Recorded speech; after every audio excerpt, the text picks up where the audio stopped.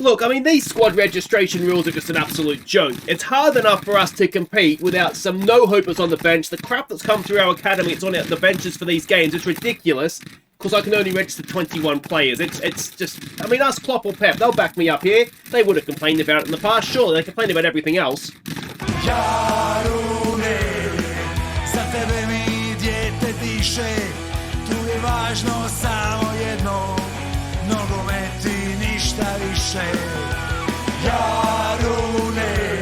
Hi guys, I'm Aussie Milan and welcome back to Jarun on The Impossible Dream. It is, I don't even know what season we're in. Season 4, episode 7, I think it is today. We have Chelsea at home in the Champions League, Inter away. And, well, we've got a very, very limited bench, unfortunately. But we'll do our best to get past. If we get anything from today's episode, it is going to be a massive, massive bonus. And let's hope we can maybe nick a point. Yeah, I don't know if we're more chance at home to Chelsea or away to Inter, to be honest. But anyway, let's catch you up on what's been going on. Not too much off the field. 3 games on the field, though. The first one, we had a Varazdan doubleheader. First one in the league. Let's go see how we did against them. We went ahead in first half stoppage time when Radjakovic crossed for Tommy G.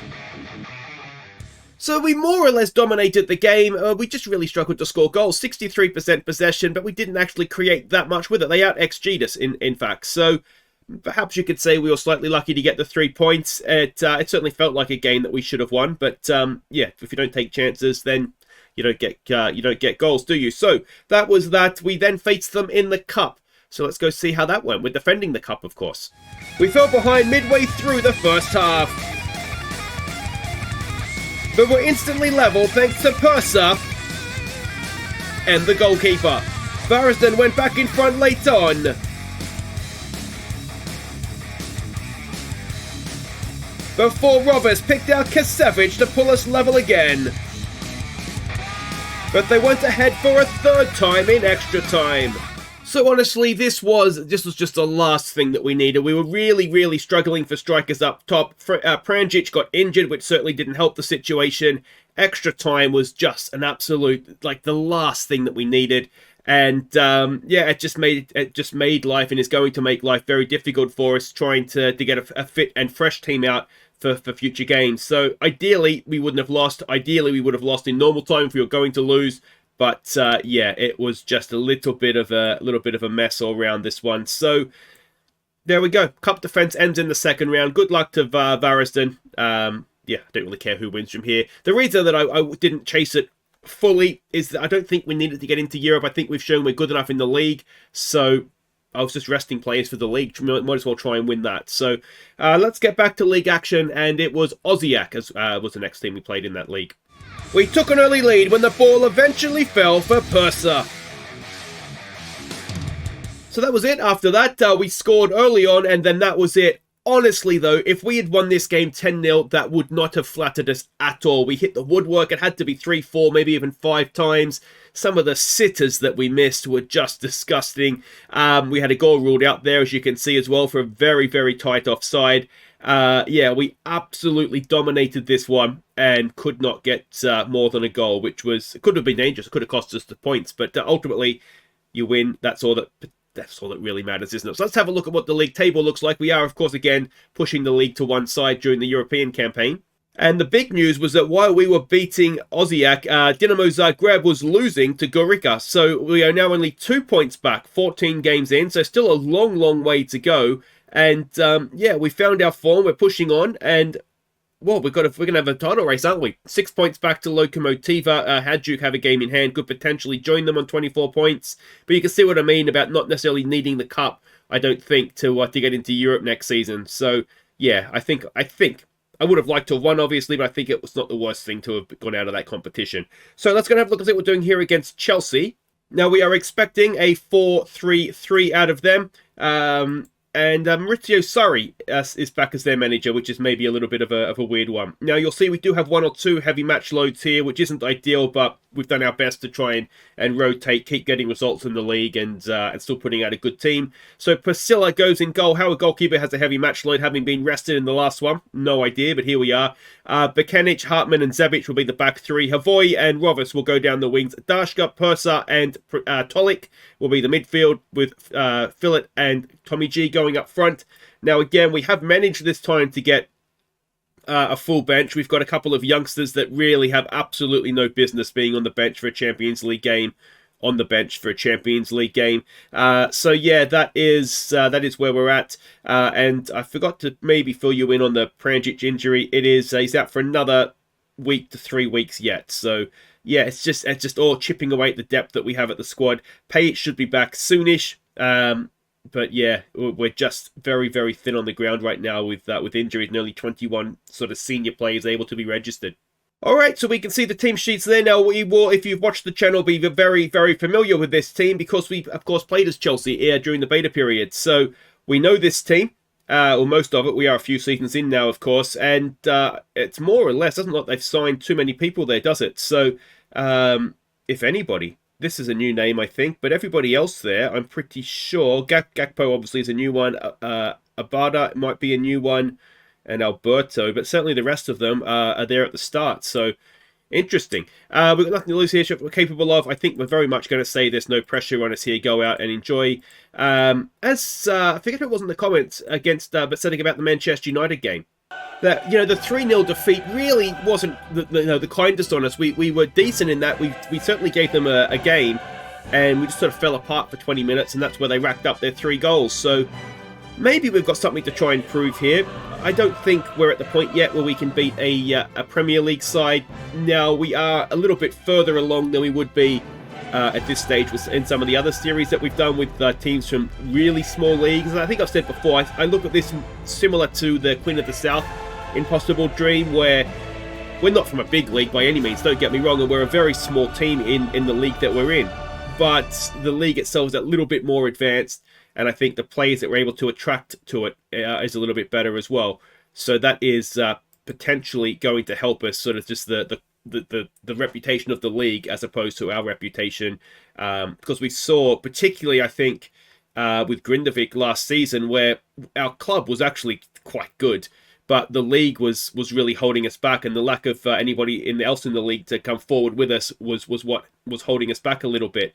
As Rovis gets in behind, oh, Tommy G was lurking, but not able to pounce there. Now, are we in a little bit of trouble here? Havoy has let Mudryk get in behind him, and that, in the end, would just looked very, very easy, didn't it?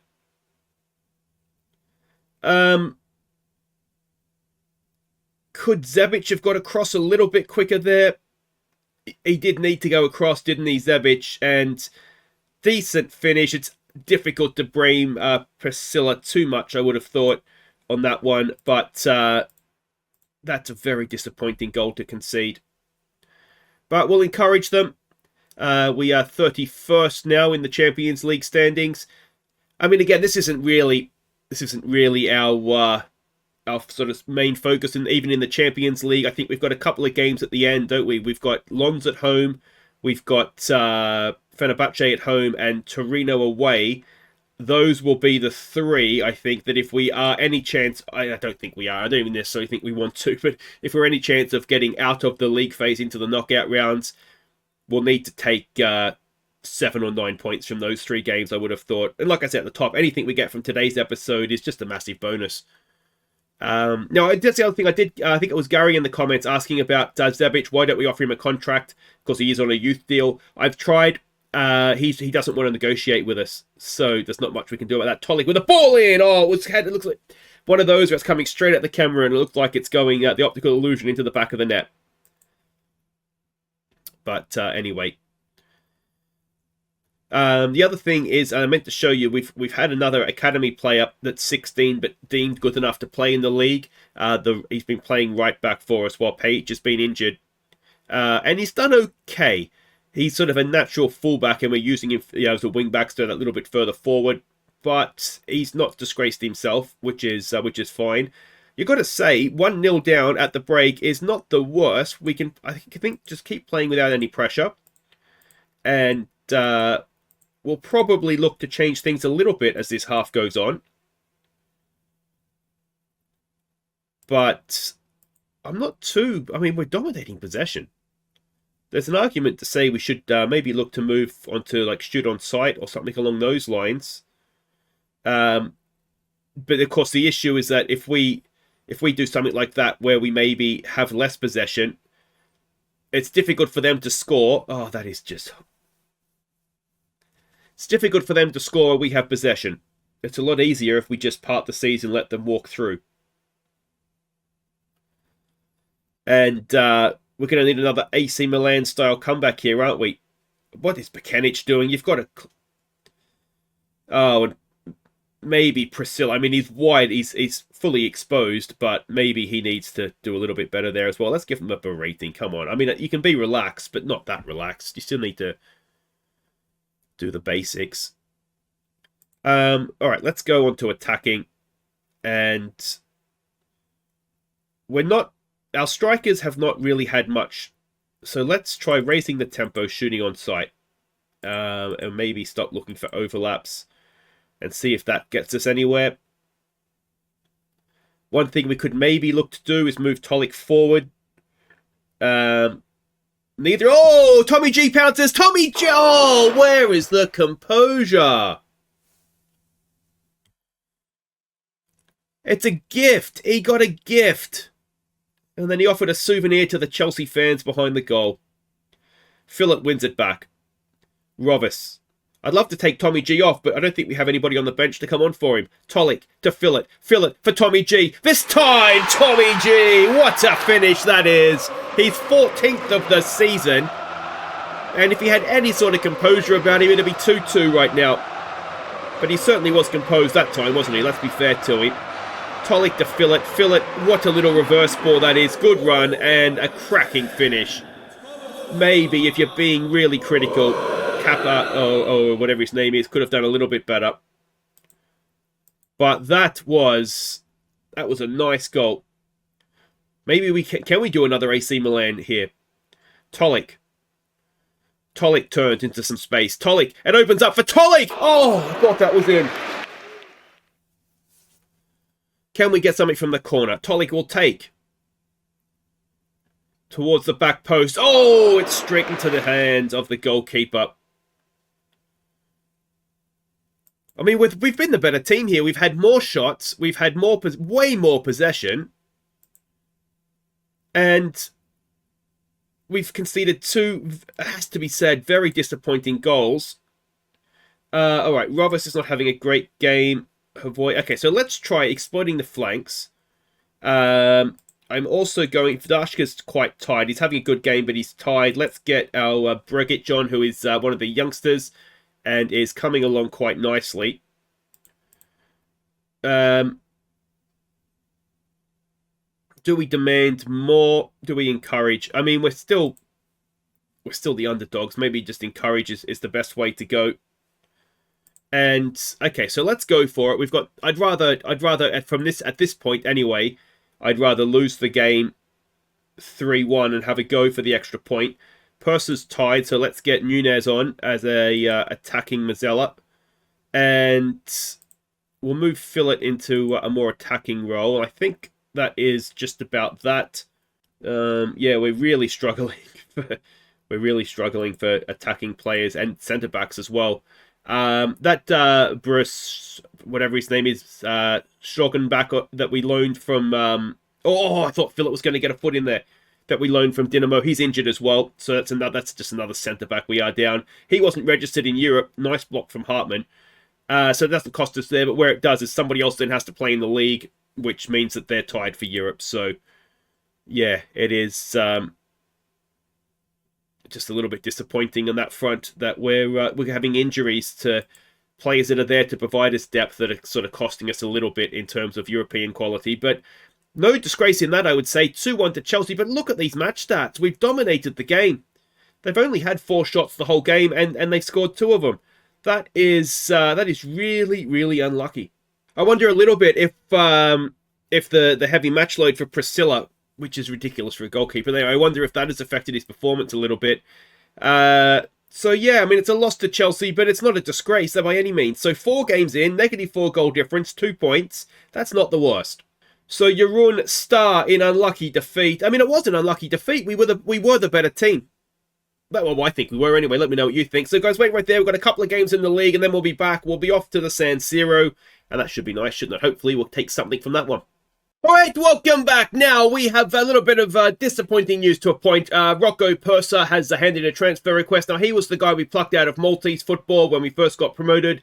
He's been okay for us without being exceptional. He wanted more game time. I'm not giving him more game time. He'll play when he plays. His contract's up the end of this year anyway, so if he wants to go before then, good luck to him. If he doesn't, then he'll continue to sort of fill in where we need him to in the league, and yeah, that's what his future at the club is for the next season. But little bit disappointing. As I say, we rescued him out of Maltese football, and you know, he's not really giving us much respect, is he? But anyway, is what it is. There is 2 games to catch you up on in the league. The first of those was against Rijeka, so let's go see how we did there.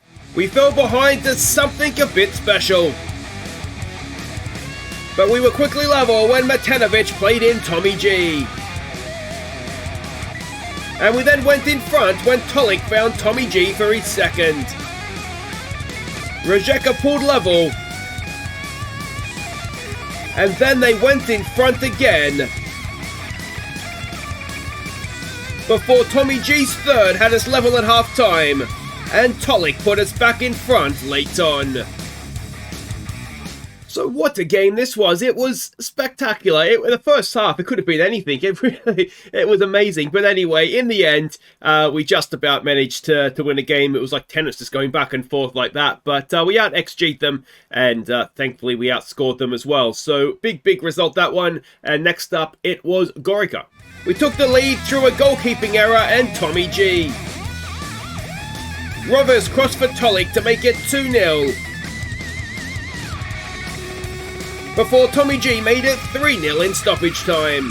So we had an international break between the 2 games, which allowed us to put out basically a full-strength rested side, so that helped us no end to this one. They actually out-XG'd us, despite only having 33% possession. Highlights-wise, we didn't see a great deal from them, but obviously, you know, they were doing something sort of behind the scenes that was okay. But Rovers, Tommy G, again, brilliant, everybody. Bakenic, maybe not so much, and Havoy down the right-hand side again, maybe not so much. But yeah, really pleased with that. So quick update on the league table. And thanks to Dinamo drawing with Lokomotiva, we are now joint top. Now, they have a favourable goal difference, partly down to they pumped us, didn't they, like 4-1 or something. So that's literally the difference right now is that result. And well, it's definitely title race back on at this point, isn't it? But like I say, we are all about Europe for now. Let's go and head off to Inter and the San Siro. And let's see what we can do now. We're expecting a sort of a 5-3-2. I'm not sure what you would call that, but anyway, that's what we're up against. And that was whatever they're matching us up man for man is what they're doing, isn't it? So it is Priscilla in goal, Bakenic, Hartman, and Zebic as the back 3. Havoy and Rovers down the wings. Dashka, Nunez, and Tolik with Philip and Tommy G up front. It is our strongest team. I don't think there's any doubt about that. Maybe Matanovic would have a bit of a say about it. Maybe Purser if he's feeling generous, but yeah, this is pretty much, I think, just our best side. All right, so we can see what looks to be a fairly strong Inter side, doesn't it? It's Diego Simeone managing them as well. It seems like a job he's just destined to have at some point, doesn't it? Because I'm fairly sure I remember him there as a player, which probably says more about my age than anything else. But yeah, I just feel like it's just a club that he's just seems destined to manage. Though I don't think he's left Atletico Madrid, has he? Maybe he has, and I've just lost touch. Yeah, really, honestly, once we've had kids, I've really lost track of European football. I struggle to keep up with Aston Villa, to be honest. It's weird though. Like I kind of feel like I love football. I really do, and I would happily sit there and watch it all day. Obviously, I can't. But I feel like the way that I enjoy football these days is this. It's just the impossible dream. Like, this is my football. And, which is fine. I enjoy it. But it's just, you know, you miss so much in real life in what goes on. It's, I sort of might catch score. Yeah, just read the scores on the BBC or Live Score or something. So, yeah, anyway. It's worth it for kids. But honestly, I miss so much football these days. Doesn't help that I, also try and watch all the cricket and car racing and everything that's on as well. So no one to blame but myself. All right, here we go. I did say no pressure, didn't I? I think I did. Oh, he's offside. Offside. Free kick. Yep. Good job, linesman. Maybe let's just go positive. It's one of these, isn't it? We've got to try and remember that every point we get is £750,000, and that is very, very valuable to us. So until we're behind in a game, we probably don't want to go too silly trying to chase a win. So there's a good ball for Havoy. He's got Tommy G up the middle. Phil it is, oh, done brilliantly as Havoy crosses it in. Tommy G, can they deal with him in the air? They can sort of. Rovis is there. Rovis puts his foot through one. And it is just over the top. We'll keep encouraging them.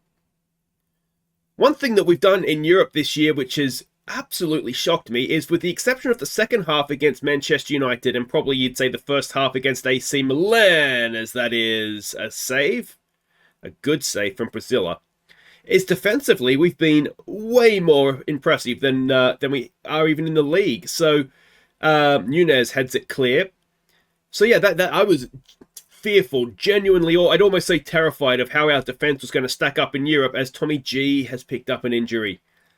Hopefully that is not serious. He has been brilliant for us this season. A potential foot injury. Now, as we know, foot injuries could be anything from a bruised ankle to a broken ankle. So we'll hope and pray. Thoughts and prayers with with Tommy G there. We've got some more defending to do here. It's to the back post. And we are beaten in the air. It is 1-0 to Inter, which in and of itself isn't a massive shock, but disappointing, isn't it? Paris Saint-Germain 4-0 up over Shakhtar. Just beaten in the air. It's not much you can do if you don't win headers in the air like that, is there? All right, we've come straight back, and Dashka's given them the ball straight back. And where does this go from here? What we don't need to do is to fall in a heap and go 2-0 down. Oh, Havoy should have won that. We're putting really good pressure on them here. And I wonder if they've just tweaked something tactically to... Yeah, I mean, it's one of these things that, we're doing well putting pressure on them, but the nature of a highlight is something happens, and it is a bit of a capitulation. We've conceded 2 goals in a minute. And just like that, it's very difficult to take anything from this one. Yeah, I think Bukenic just got sort of outnumbered, didn't he? Rovis was maybe need to be a little bit quicker tucking in, but then he had Dumfries out wide. We maybe didn't handle that the best we could have defensively. We did work on defensive training coming into this one, but obviously can only do so much. Let's try exploit the flanks rather than look for overlaps. Raise up our tempo a bit, shoot on sight. See if that helps us at all. Yeah. I think it's a bit of a weird one, this Champions League campaign, because coming into it, I think most of us anyway said the same thing. If we take anything out of that these group of fixtures, then it'll be brilliant. And the fact that we sort of started off with 2 draws that I don't think any of us really expected. All right, let's just go with unlucky and see if we can go again. The fact we got those 2 draws, I think it maybe, and we did okay against Manchester United, and we did well against Chelsea, I thought, as well, as I said. It kind of makes these results seem disappointing now, but realistically, if we go to Inter and come away only losing 2-0, it's not a bad result for us. It's our first season in the Champions League. We're only in our 4th season since we took over the mid-table second-tier side. Nunez, it's a good effort and a good save. And Tolik now stands over the corner. Can we get a corner back? It's floated in and it is headed away. Hartman will pick it up. He goes back to Havoy, and that ends that particular highlight. Darsha not having a great game. Let's get Dununjak on. See what he can do. Darsha, remembering, doesn't enjoy big games. So that's why I am maybe a little less patient with him than I could be. Let's try demand more. Let's go attacking again. See if we can take anything out of this one. We're currently down to 32nd of 36 or 34. Either way, it's not great. We've had a bit of a decent spell here, according to that we just saw there. Let's try and encourage and put a bit of pressure on them. What we are doing is, if you may have noticed, we're playing a very high line. They're a tiki-taka side, and they score a lot of their goals from through balls. Oh, Priscilla with a good save. So I'm trying to. Oh no, it wasn't through ball. Sorry, it was short passes. So we're trying to play further away from goal so that they can ticky tack all they want in their own half. Roberts has got a chance here. Is anybody up there with him? There should be somebody. It's Nunez. Oh, it's too far ahead of him. It's not a very well worked counter attack in the end. And can we win that? We've got them in a little bit at the ropes here, but they're just better than us on the ball, aren't they? And what's going to become of this highlight? I think 3-0 would be a little harsh on us, to be honest, but for all the lack of highlights, we have probably not... Oh, it's a good finish. We haven't really threatened them, have we? We haven't really created enough. Let's get Nunez off for Purser. Hartman's not had a great game. Havoy's not had a great game. It's a good finish. Priscilla looked like he maybe sold himself a little bit early there and left the near post open, didn't he? So maybe not the best positioning from him. As it looks like we've come back for another kickoff highlight. Oh, and Havoy has just given it straight back to them. I can't make any more subs. We've got Page back on the bench. He had no match sharpness, which is why he's not starting this. The plan is to start him in the league. I forget who we're up against. It might even be Hajduk we've got in the league, but... yeah, Tolik, he got a foot in, but couldn't keep possession. Havoy's having a little bit of a nightmare. And we might need to change what we're doing here because it looks like they're growing in confidence and that's hit the crossbar. So let's get rid of this. Let's just go back a little bit more to what we were doing. And let's try and trap them inside because... yeah, it's not really working for us right now, is it? We'll try a berating, see if that gets them fired up. It does. It's not going to make any difference because the game is gone. A little bit like Old Trafford, really, isn't it? I don't think we threatened them as much as we threatened at Old Trafford, but hopefully the Tommy G injury is not too serious. We've kept them quiet. I would say that. I think 3-0 is a little bit harsh given that from what we saw based off of highlights, but you look at that XG, 17 shots, 9 on target, 3 goals is probably just about right equally. So, yeah, not happy with that, boys.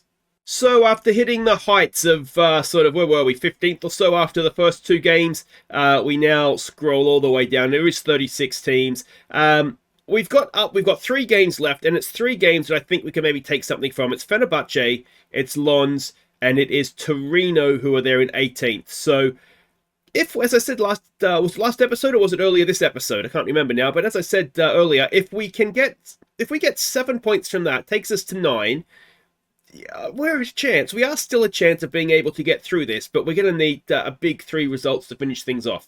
So Youthful Grindavik come unstuck. Teams are already securing their playoff spots. So Madrid and Benfica. The Tommy G injury is 3 to 4 weeks.